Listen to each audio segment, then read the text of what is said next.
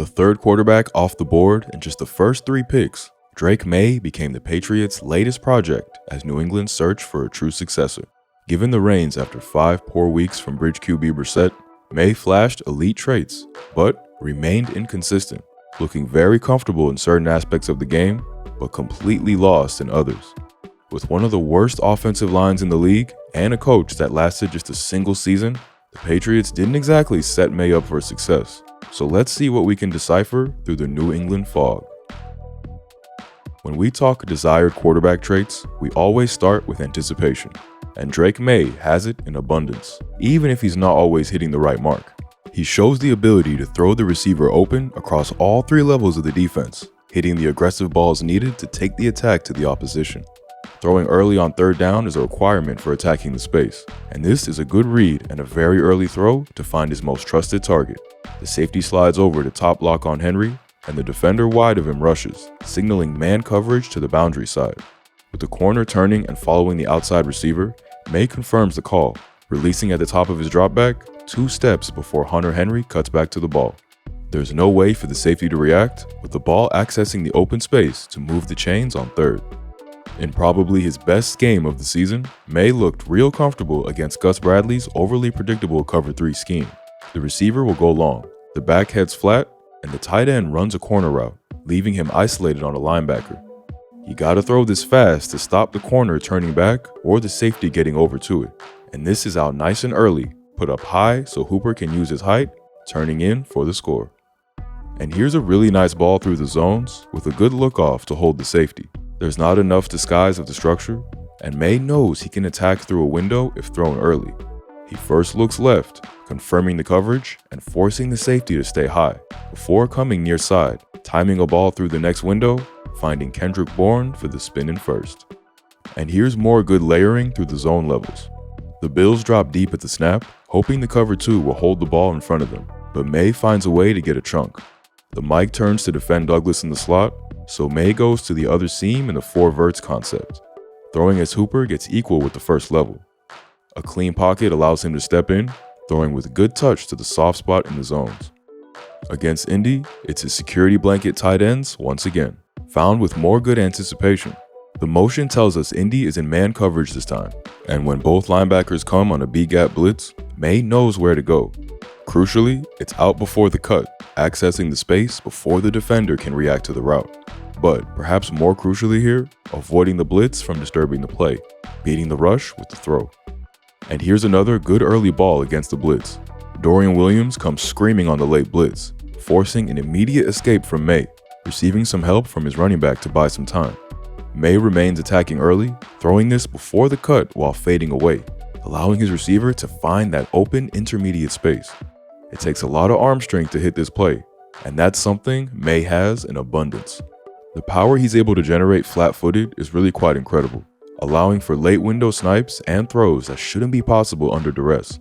Here's a great example against the Rams, where the blitz is going to create a free rusher, and with the long 3rd down, you're going to need to stand in and deliver.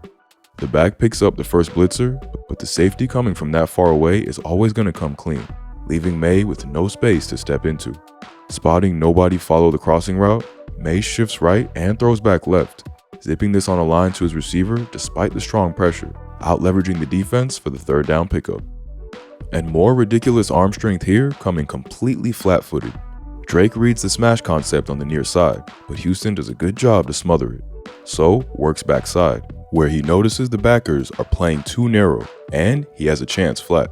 The rush is real strong though, and the pocket is squeezed, leaving Maye only able to throw this with his arm. And that he does, whipping this frozen rope while he takes a shot.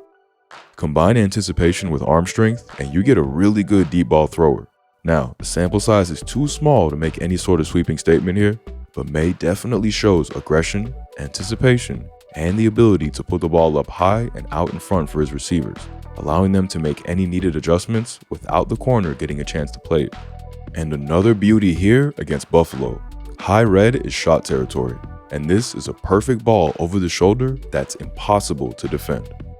When it comes to more complex reads of defense, there's a long way to go for Maye, and we'll talk about his struggles there in a bit, but one part of the game he looked very mature in was his quick game. The ability to throw early helps here. where he was comfortable reading a backer and throwing off his movements. Here, he stays inside, and he just has to hit the out for the easy yards. Running a levels concept this time, he's going to be reading TJ Edwards, and with him clamping on the hitch, Maye's early to his tight end, finding him in the window through the zones. And more good darting through the Colts static zones. The backer steps up to Henry, and the ball's once again timed through a window to find Kendrick Bourne on the run. A shoddy offensive line meant Maye was constantly forced off the spot in his rookie season, often scrambling for his life just to make something of a play. While this instilled some genuinely bad habits we'll cover shortly, it did mean that we got to see his legs and improv skills in action. A master of making a play, Maye's got all the craft to turn a dead play into a game changer. Houston showed great route distribution in their cover too, and Maye correctly turns this into a pump fake to avoid an ugly pick. With the pocket collapsing, he'll snake his way out and keep the play alive right, forcing the linebackers to clamp down on him, opening up a play back across the body. Hooper slips his way loose to the space, and it's a big catch and run. Down on the goal line against Arizona, we get an even more creative flick. The Cardinals do a great job sorting out the routes, and Maye's eyes are down way too early here, but it's hard to blame him with this concept so blanketed. This time, the escape route is left, and with the backer hovering, nose going to the pylon is his best option. The kid's got wheels, but also a feel for the spectacular, baiting Buda Baker into stepping up to protect the corner, and flicking it past his ear hole as he crashes down, putting this between two defenders for the score. And stealing from his previous opponent's QB powers, here's Drake Maye's impression of Kyler Murray. From snap to catch, this is 14 seconds, as Maye holds clean for 6, dodges 2 to buy more time, then runs and launches as 3 drag him down, somehow finding his running back as the hero man. Plays like this can be more luck than judgment, but his elusiveness and ability to buy time is great to see. Tallying 420 rushing yards across just 12 real starts, he's also got the wheels and agility to be a modern signal caller, if a little too frantic to use his legs. With the Bills backing up and edge pressure arriving early, Maye's up and out the pocket, escaping a toe tap tackle. On third, he's not going to give up a chance for the long conversion, but with 2 backers ahead, he's going to need to find a path. Here, using a spin to split them just enough for the first, although it results in a big collision. And here, he probably should have found the drive concept on this second and medium, but seeing the whole Colts defense flood with the routes and feeling the pressure around the edge, he's stepping up and then taking off. Nice cut off the receiver, and then he's taking on the safety for every yard possible. At 6'4", 225, he's a really strong runner too, able to shrug off bad attempts and high knees out of traffic. Although his competitiveness often gets the better of him in these situations, and you gotta know when you got the yards and when to bank what you've earned. Subjecting your body to unnecessary hits like this after already getting the first is just poor self-preservation, not competitiveness. This video is sponsored by us and our Patreon. Thinking football videos take an age to research, write, and edit, and is only possible with the help of our amazing audience. For just $1 a month, you can join our Discord server where the TF team talk ball with the great community of tape junkies, as well as go through ideas for future videos. For just $5, you get access to all our videos early, as well as all of our SEC breakdowns and old college videos that sadly got taken off YouTube. If you're not in a place to financially support us, we totally get it. In which case, liking, commenting, subscribing, and sharing our videos with your friends and football lovers really would mean the world to us. Thank you to our amazing audience for continuing to support the channel. While the core skills are there for Drake Maye to make it in the big leagues, there's still some areas where he must make major improvements to really be a difference maker. The first is in his eye discipline, because his eyes are lost far too often to the rush, spooked by internal movement or the potential of a blitz. Some of this is to blame on a frankly horrific offensive line that saw the Pats use 11 different starting lineups, but it's become a bad habit for Maye, and that's what can happen when you chuck a rookie behind a porous line. Now, the results of the next 3 plays all lead to positives for the Patriots, but this is why stats can be misleading, because while the scrambles are positive results, the intended play is missed. Here, the Patriots' formation and use of motion is going to create a leverage win for Hunter Henry, who turns Jalen Petrie the wrong way and is open for a chunk. But when we focus in on Maye, his eyes are already down looking for the running lane. It's good running to pinball his way for a first, but it's the process we want to see, not the results. His eyes need to be staying up, at least until the cut point. Then he can make a decision as to if his legs are the best option. Jesse Minter brings a sim pressure here, and again, it has Drake's eyes down straight away searching for the line. His eyes only get to the near side before he decides he doesn't trust his line any longer, missing 2 open receivers backside. Again, great legs, and this time protecting himself. But it's still a missed opportunity to win from the pocket, and that's how you make your money in the NFL. You can tell there's no trust in his receivers or line, because he gets a really easy read and he just sees man and bolts. As his back flares to the flat, watch the Mike overtake the Sam to chase him, a clear indication of man coverage. And from here, there's a window to 3 different receivers. Yet Maye feels a little pressure inside and just takes off. Again, the wheels are excellent to punish the linebacker and beat him to the corner, but this won't always work, especially as teams get more film. And here's one where it doesn't. He fails to wait and see how the Bears will handle the motion through the bunch look, and he's already got his eyes down, running for the line before it even shakes itself out. Had he hung tall, he would have spotted a chance to go to his tight end up the seam for a touchdown. However, the Bears' rush sets off the alarm despite the line doing a good job to push it behind. And his eyes are straight down, missing a chance to 2 receivers for the first, and takes an almighty hit, falling short of the sticks. The pressure of playing behind such a poor offensive line was really evident at times, and there are instances where you can really see the ghosts creep in. Here, the Bills add a 5th to the rush, and look how poorly Maye reacts. He has no faith in the center to slide over and pick it up, and starts bailing out right immediately. Worse for him is he has a mismatch, getting man coverage from the Mike on the wheel route, but the bail leaves him straight in the path of the defensive end, who forces this into a prayer ball. And again, we're looking at the process, because this might draw a flag for the Pats, but this was a poor play. Against the Dolphins, his lack of trust gives the play no time to develop, leaving the pocket before he can make the read. The slot will clear the safety with a deep over, and the outside receiver will run a dig between the zone levels, allowing the Patriots to chunk back on 3rd.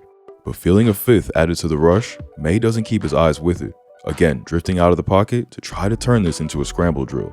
And that was something the Pats receivers were pretty terrible at all season, and both go deep, leaving Maye no option. So Maye goes to his tight end, but it's batted down at the line. And 2nd and long should be a get back on track down, but again, Maye is taking a trip outside the pocket, missing a whip route come open.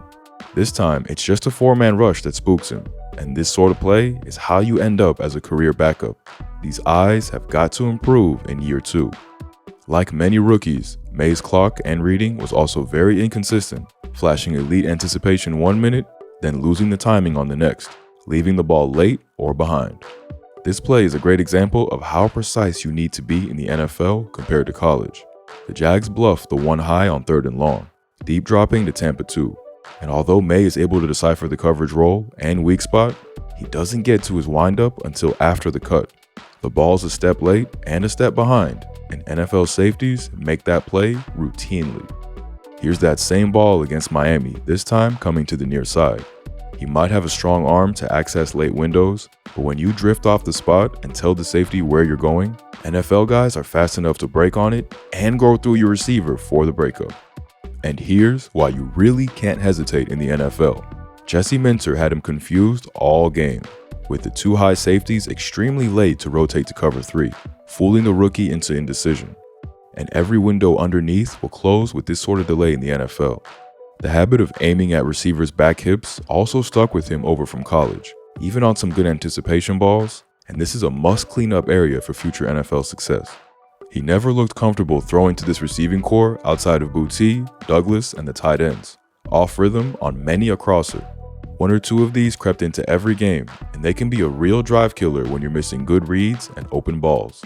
Here, he's just not quick enough to read and see the blitz, and the ball's almost 2 yards behind Demario Douglas. And here, he's on the back hip of an out route. Any further behind, and he'd be looking at a pick 6.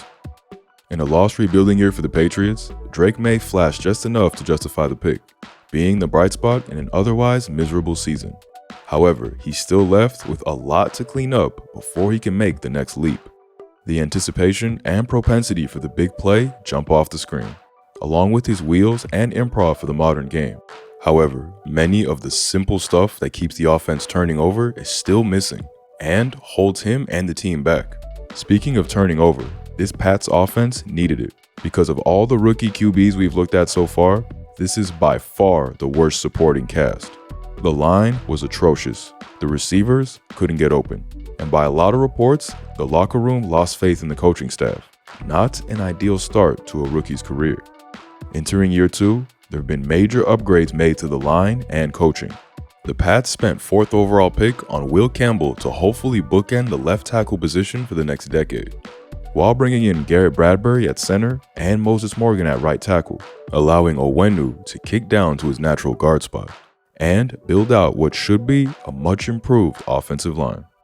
Mike Vrabel also brought back Josh McDaniels as OC, who has proven himself time and time again to be an excellent coordinator, just not a head coach.